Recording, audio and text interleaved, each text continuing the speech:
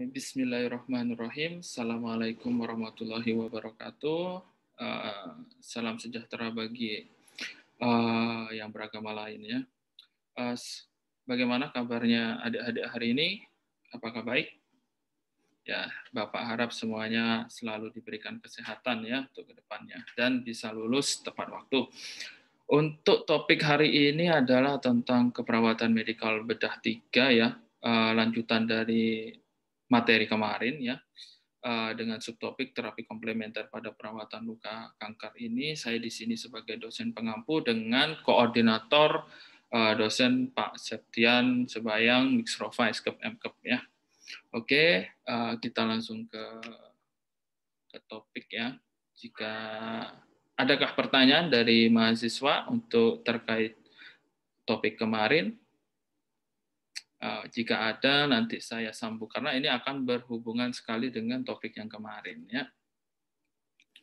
Jika belum ada, saya coba langsung ke topik. Oke, ini adalah komplikasi luka ya adik-adik ya, luka kanker. Ini di payudara ya, dia sudah infeksi, juga sudah ada eritema, odema, semuanya ya ada. Dan ini sangat tidak enak, tidak nyaman, nyeri sekali pada pasien-pasien ini karena memang pada pasien luka kanker ya yang meletus seperti itu, dia nyerinya itu kadang 7 sampai 9 ya. Kalau kita pengen melihat luka-luka seperti ini, kita nanti akan datang ke Rumah Sakit Kanker Darmais Jakarta ya untuk melihat dari tipe-tipe kanker ini. Untuk outline-nya hari ini tentang latar belakang, tipe komplementer, ya apa aja tipe-tipenya yang bisa diberikan pada luka kanker, kemudian klasifikasi komplementer itu apa, perannya ya kita sebagai perawat itu apa perannya, kemudian peran dan tujuan perawat luka kanker itu apa, tujuannya merawat luka kanker, apakah menyembuhkan atau hanya menyamankan seperti itu. Kemudian diberikan juga setiap perawatan ya, setiap tindakan harus berdasarkan ilmiah atau evidence nursing ya. Oke, untuk latar belakang sendiri, perawatan luka kanker yang berlangsung dalam jangka panjang ini sering memberikan efek traumatik ya pada pasien. Takutlah hidupnya sudah mau meninggal dan sudah tidak lama lagi seperti itu. Keluarga juga sangat stres karena mungkin dari dia sudah bekerja tidak fokus memikirkan si keluarganya yang terkena kanker, kemudian petugasnya juga mungkin diperlukan teknik perawatan luka kanker yang lebih tinggi atau lebih advance untuk merawat luka kanker karena memang untuk luka kanker ini mempunyai karakteristik ya di sana dan tidak sembarangan ya perawat yang melakukannya seperti itu. Kemudian manajemen luka kanker ini mengembangkan inovasi harusnya ya inovasi-inovasi terbaru ke depan sehingga terjadilah peningkatan mutu pelayanan yang lebih baik ke depannya seperti itu. Untuk terapi komplementer ini sendiri ya sebenarnya ada beberapa sumber membilang ya ini adalah terapi tradisional yang juga dibalut dengan terapi modern itu ya kalau di Amerika itu. Kemudian aktivitas ini dengan pendekatan bisa disebut juga dengan modalitas, aktivitas, komplementer, holistik, semuanya menyeluruh seperti itu. Untuk apa? Untuk meningkatkan dari kualitas hidup pasien. Kemudian untuk terapi komplementer ini juga diintegrasikan sebagai terapi modern dan untuk sekarang transkultural atau terapi tradisional itu juga lagi dikembangkan ya di dunia medis seperti contohnya ada plasenta untuk perawatan luka dengan stadium 2 dan seperti itu. Dan ini terapi komplementer ini adalah bisa juga masuk dan berpengaruh pada aspek biologis ya di dalam manusia atau biomarkernya, biomolekulernya itu masuk sekali. Kemudian psikologis untuk menurunkan hormon kortisol ya untuk ketika hormon kortisol turun dan endorfinnya meningkat akan mengakibatkan atau mempengaruhi dari sistem tubuh menjadi baik. Kemudian spiritual tentunya ya spiritual ini sangat berpengaruh sekali pada manajemen stres ataupun di biologisnya juga secara ilmiah seperti itu. Kemudian tipe komplementer ini menurut Hidhoek 2017 ada invasif dan non-invasif. Ingat, invasif itu yang diberikan prosedurnya adalah secara steril, ya, bisa dengan akupuntur atau cupping. Sedangkan non-invasif bisa berupa dengan reiki, ya, berikan tenaga, qigong, tai chi, terapi suara, terapi biologis itu adalah herbal, aromaterapi, terapi nutrisi atau food combining ini adalah menyatukan dua buah atau dua sayuran lah untuk menjadi terapi ya seperti itu untuk meningkatkan imunitas tubuh. Kemudian terapi urin ya ini harus dilihat dulu, jangan sampai melakukan terapi ini ya karena ya, berdasarkan ilmiah juga, tapi ini adalah terapi komplementer kalau di India. Kemudian sentuhan modalitas seperti pijat, pijat bayi, refleksi, kemudian reiki dan lain-lainnya atau rafflingnya.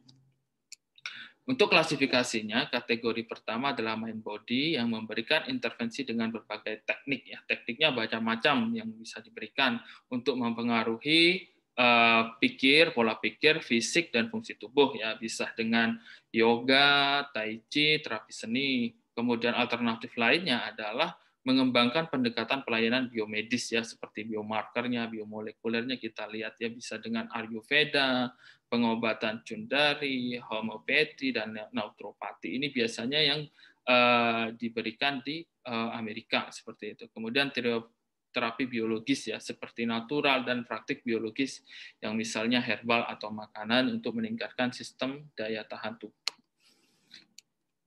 Untuk peran perawat sendiri, peran luka kanker berlangsung dalam jangka panjang dan memberi efek yang bagi pasien. Jadi perawat di sini bisa dilakukan dituntut menjadi konseling, yaitu adalah antara dokter dengan keluarga atau pasien, antara pasien dengan pasien, antara perawat dengan pasien. Ya, itu adalah konseling. Kemudian pendidik kesehatan, memberikan edukasi tentang perawatan kanker atau bagaimana cara pengobatan kanker itu adalah pendidik kesehatan untuk menurunkan ketidaktahuan pasien ya. Kemudian kenapa harus pendidikan pasien ditingkatkan untuk menurunkan stresnya. Kemudian peneliti ya, perawat juga harus sebagai peneliti. Kenapa? Untuk berpartisipasi dalam meningkatkan teori keperawatannya atau evidence base-nya secara non-invasif sehingga menjadi pilihan, menjadi banyak pilihan nanti untuk pasien melakukan perawatan atau pengobatan tentunya berdasarkan dengan ilmiah ya, berdasarkan dengan penelitian.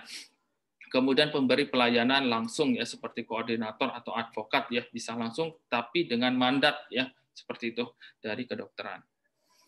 Kemudian untuk terapi komplementer ini ya seperti tadi bisa dikombinasikan antara tradisional dan modern yang berbentuk biologi atau bioelektromagnetik seperti MRI ya, kemudian biofield, kemudian tradisional sebagai terapi modalitas yang mempengaruhi individu ya kita secara biologis ya, biomarker Hb, leukosit, hematokrit dan yang lainnya, psikologis dalam mempengaruhi hormon kortisol, endorfin ya.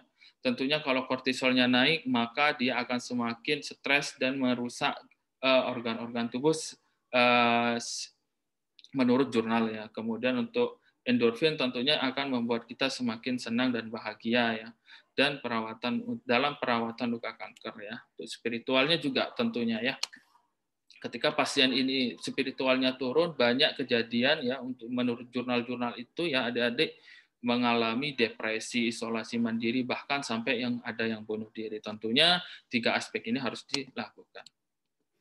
Ini adalah penata laksanaan luka kanker menurut Hitter tahun 2015 adalah manajemen bleeding-nya. Bleeding itu adalah perdarahan, kemudian malodor ini adalah baunya, kemudian infeksi, kemudian nyeri, kemudian cairannya ya. Ya, cair bleeding dia suka berdarah ya kalau kita lakukan perawatan, kemudian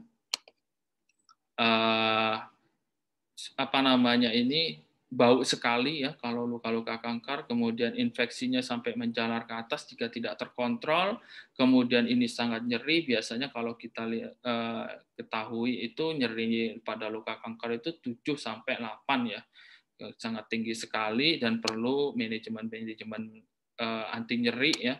Bahkan ada mungkin morfin yang bisa diberikan oleh pasien, tapi dengan di bawah dokter ya kalau di Rumah Sakit Kanker Darmais, seperti kemudian eksudat. Oke. Untuk selanjutnya adalah tentang tujuannya, tentang tujuan dari perawatan luka kanker, tentunya untuk mengontrol nyerinya pasien, ya. Kemudian estetik. Ini adalah yang sering lupa para perawat-perawat ini. Kenapa sering lupa? Karena pembalutan yang bagus itu harus sesuai dengan estetika. Jadi ketika melihat pasien itu meningkat gitu quality of life-nya, atau kepercayaan diri pasien. Kemudian lifestyle-nya, kehidupannya, faktor-faktor yang mempengaruhi lingkungan, kemudian support family, ya, sistem apalagi ya, banyak, pokoknya makanannya juga harus diteliti, itu harus dietnya bagaimana sesuai dengan anjuran dokter, ya, karena kalau sudah kena kanker pastinya akan berubah. Kemudian bleeding of kontrolnya, ya, perdarahannya ketika melakukan perawatan luka itu juga harus dilihat apakah ada perdarahan banyak, ketika perdarahan apa yang harus dikerjakan, tentunya dengan mengontrol hemostatik dari perdarahan tersebut. Kemudian odor atau eksudat ini adalah bau yang tidak sedap, kemudian cairan yang terlalu banyak. Ketika cairan terlalu banyak akan memperluas luka seperti itu. Dan tentunya yang terakhir adalah comfort dari fisikal dan spiritual, ya, manajemen stres dan manajemen spiritual untuk meningkatkan dari 6 ini akan menuju ke quality of life atau kualitas hidup dari pasien itu sendiri. Untuk evidence based practice-nya menurut jurnal ini, ya, tentang incisional negative pressure wound therapy, ya, dan impact of previous irradiation on wound healing after negative pressure dari komplementer dengan MPWT atau negative wound pressure therapy, dengan satunya pilot study dan satunya dengan random control trial, artinya adalah sudah di penelitian yang tertinggi. Ini dari jurnal pertama penyembuhannya ini lebih pendek, ya, daripada yang tidak melakukan perawatan dengan standar, ya. Jadi intinya adalah perawatan komplementer dengan MPWT ini lebih cepat penyembuhannya dengan nilai p-value-nya 0,05 seperti itu. Kemudian untuk jurnal yang kedua dengan randomized control trial ini hanya dengan 3 hari standar dia lebih cepat juga penyembuhannya daripada yang dengan perawatan luka standar gitu atau konvensional. Ini dibuktikan dengan adanya jurnal ini, dengan 15 jurnal setelah ditelaah itu semuanya menghasilkan lebih cepat dengan komplementer negatif pressure terapi daripada dengan perawatan yang biasa seperti itu. Jadi summary-nya adalah, ya, adik-adik, hari ini perawatan komplementer dengan negative wound pressure therapy sebagai terapi modalitas dan komplementer, ya, dapat mengontrol infeksi, menyerap eksudat yang sangat berlebih, kemudian mempercepat proses penyembuhan atau angiogenesis, meningkatkan durasi penyembuhan luka kanker yang harusnya 3 bulan itu mengalami perbaikan, ini 1 bulan sudah mengalami perbaikan. Ingat, di sini bukan sembuh, tapi memperbaiki, ya. Kemudian yang kompleks juga pada pasien luka kanker, baik itu di kepala, di anus, kemudian di leher, itu juga lebih mempercepat, ya, dari komplementer dengan menggunakan negative wound pressure therapy. Tapi banyak sekali, ya, terapi komplementer yang bisa digunakan. Tapi di sini saya mengambil salah satunya saja dan bisa dikembangkan oleh adik-adik mahasiswa, ya. Oke, untuk terima kasih.